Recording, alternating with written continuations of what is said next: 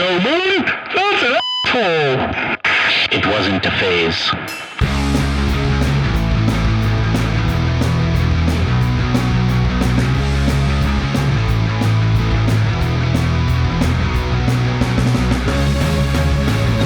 Hello, everybody. Welcome back to another episode of the Senior Citizen Podcast, and we are here with Exigent. Nice to have you guys here today. Yeah, thank you for having us. I'm in awe because I invited you guys. You guys seem incredibly talented, successful, and everything, but you're so young. Oh my gosh, how old are you guys? I guess we'll go down the line here. I'm 20 now. I turned 17. I just turned 25. Okay, so you just look young. We're the same age. Yeah, I get that a lot. That's so cool, though. How did this band get started? I know Jacob and Jessica. Jessica, I'm sorry. That's okay. Jessica, you guys are siblings. Yes, we are. So whose idea was it? I guess I'll kind of scoot into the mic here. It kind of started, I was in high school, and I was just like, I want to just do my own kind of project, you know? So originally, it was just me, and I got together with a couple of friends, and we just started jamming, you know, just like any other band. And then we couldn't find a bassist to save our lives. So Jess had played bass before, but she was like, I don't really want to be in the band, you know, I'll just do it as a fill-in thing. So I was like, okay, filling in for a little bit.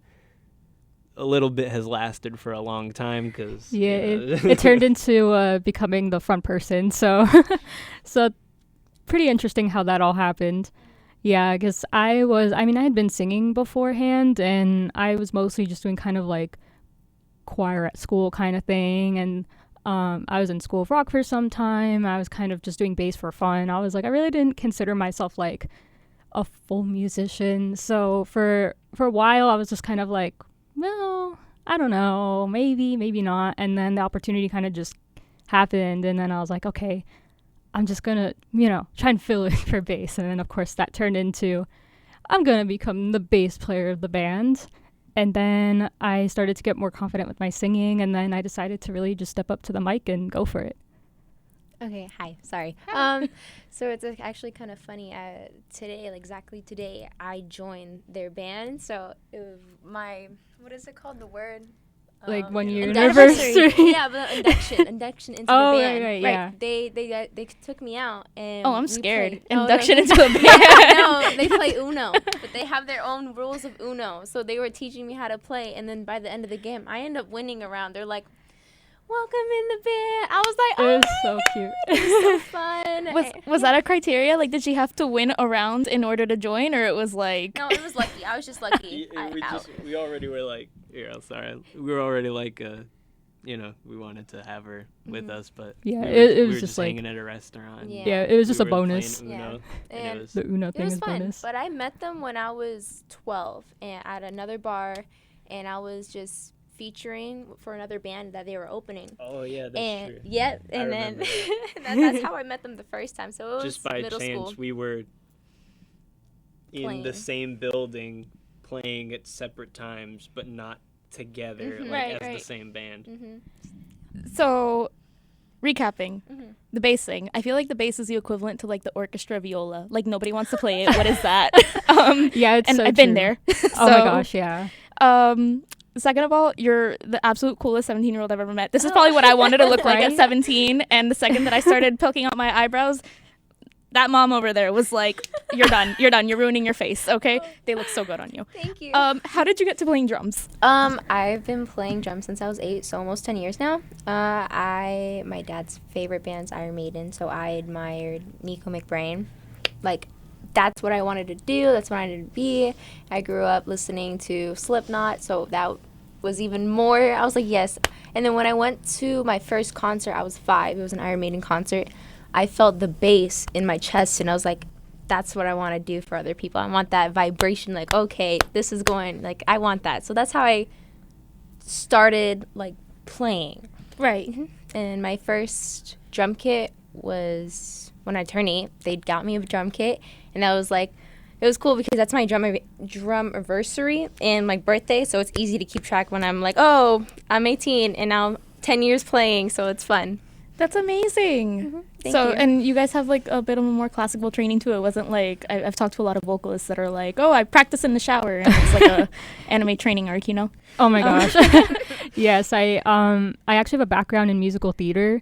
So I am classically trained, and I now take lessons with a vocal coach, and I do a lot of now more modern music and of course rock and roll. So I have a lot of different styles going on. So my roots are musical theater, and now I'm in rock and roll. So I've got a whole bunch of different worlds to draw from. I get the vibe that you listen to everything. Like, Yeah. Yeah, I'm kind of like all over the place. Like just whatever. Like, oh, I'm really feeling this today. And then I listen to the same song for like 3 hours. And then I'm like, cool. I got to the point where my Spotify mixes, I don't even go by like band or genre. It's like romantic mix or moody mix. Yeah, And that happens. yeah. Yeah. Yeah, it's like not even by artist. So for 1 second I have, I don't know, some whiny pop punk song, and then all of a sudden it's like Mientes by Camila. And it's like, I was feeling it. It was great. It even does a little seg like perfectly into it. Yeah, I like that. I've been listening to a lot of TV Girl and Caliucci, so that my Spotify mix was kind of doing the same thing, and like randomly just like a Motionless in White song just pops up. I'm like, oh, perfect! Wow, this is just what I needed in here. This is exactly what I need. Yeah. So. Oh, I love that. And okay, Jacob, I think we have a score to settle, because I was looking at you guys' Instagram, and I see that you go bowling. Yeah. And that is my thing. Uh-oh. So, where'd you get these bowling skills from? I'm not actually that good at bowling. It's more that I had a score to settle with my dad, right? He's always been really good at bowling. He like used to bowl like, I don't know, back in the day, you could say. He had like, he tells me that he used to have a ball, like his own ball, and it was drilled and whatever and yada yada. I never seen any of this, but he always would bowl more than me. So we were bowling like relatively recently. This has like become a thing now, because I'm always competitive with him. We always like to like bust on each other. And when I was bowling the last time, I was like, my freaking hand was hurting. My hand was hurting like when I was throwing the ball. So I had seen people like bowl with two hands, so I started doing that, and like that started like getting some spin in the ball, so I could like kind of hook it around a little bit. And then I started increasing my score, and now we're pretty close, though he's just like a little bit ahead of me. I usually like fold towards the end of like a game. Right. I'll always like mess up one, and then he'll end up like just edging me out by a few pins. Whoa. I say you're a pro because I can't do a spin shot to save my life, but I was president of the bowling club in high school. That's fun. And funny enough, that's actually where I met my boyfriend a couple years ago, and he has that's not a cute story. Okay. Oh, never mind. Sorry, Dennis. He watches these. He would bowl, and it would even freak my mom out because he puts it over his shoulder and like runs and just flips over and the throw. It's the weirdest thing. The shoulder? Yeah, like and then all the way around with a heavy ball. But his dad was also one of those people that had their own bowling ball, so he carries his dad balls in the trunk of his car. Oh, perfect. That's worded great. No, yeah, I love it. He's like, I gotta move my dad's balls whenever we go on a trip. Like, excuse me? Pause. We're very mature here. Oh, yes. And the biggest theme in this show really is for the nostalgia. It's for seeing kids, you know. Back in my day, I had the hair, I had the really bad extensions, I had all that. It wasn't cool. And it's funny because you guys, at least like you being 25, like I think we probably would have went through kind of the same bands and background with it. But for people who are a bit younger, it's like, what were the bands that you were getting into that was like, well, I know you've had a cool childhood, but but like in your case, Jacob, like what bands got you into the scene? Like what made you want to start being a part of it and playing shows and doing your own band and stuff, you know? I can't really like remember a time where I wasn't like, rock and roll is like what I want. From like a super young age, we always went to Disney World a ton, and out in one of their parks, Hollywood Studios. They have a roller coaster. It's themed to Aerosmith. It's got like Aerosmith music that blasts on it, whatever. It's Are you mansplaining Disney to me?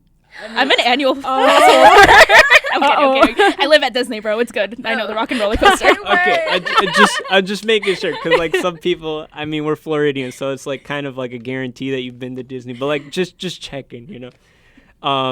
But you know, being like young in the stroller, sitting there, I don't even like remember this much, barely, but apparently it's like I was like, that is what I want, and I would always be like, I want to listen to Aerosmith after that.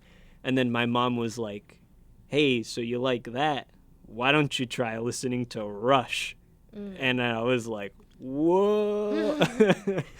So like I was, you know, like 5, 6 then, so I don't even like necessarily remember a time where I was like not into like I don't know even like what necessarily drew me to like guitar. I just always wanted that as far as I can remember. And like going a little older, you know, Guitar Hero comes out, and now I'm running around with the plastic guitar being like, woo, thinking that I'm like a rock star.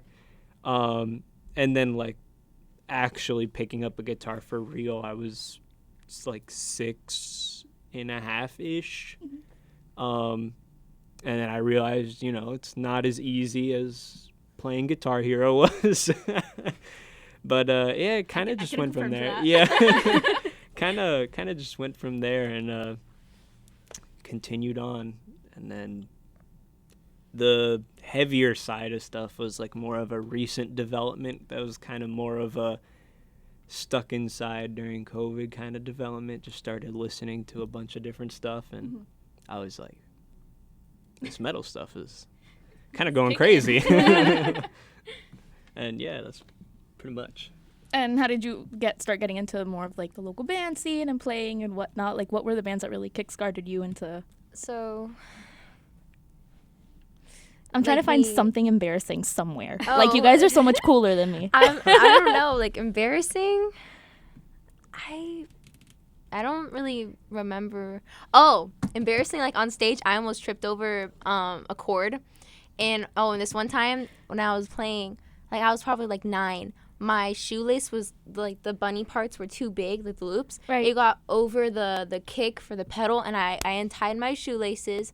My shoelace got stuck on the pedal, and then that same night, the chair broke while I was playing. I was like, that was just not your night. it was not my night. It wasn't. So that was like embarrassing for on stage, on show. Right. And I'm talking about embarrassing, like I would listen to Broken Side unironically. Okay. Shoot. I can't help you with that. I am trying to give you something. But I've been playing. I was with School of Rock. I joined when I was around 9. And my first show was at Rock and Roll Ribs. It's the... Is it that place owned by the drummer of Those Iron ribs are so Maiden? good. Yeah, that's literally my idol when I was like little. So I was like, I mean, still is. Don't get me wrong. Like that's who I like inspire to be. But it was kind of like a 180. Like wow, like I'm playing on his kit. I'm on the anniversary of the restaurant. I'm having so much fun, and I was like, yeah, this is for sure what I want to do. And then after I got out of Broward, I used to live in Broward, and we moved.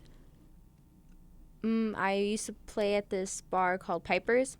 Every Tuesday night, we would go there, and I would meet just other musicians. I would meet, like, other bands, other bars to go to. That's how I kind of started getting to the local band night show, I guess. Right. Hi, Jess. Who do you like to see live, Jess? All right, so I gotta think about all the stuff that I listened to. I mean, actually, early on, I feel like I was kind of late to the game as far as like getting into rock and roll.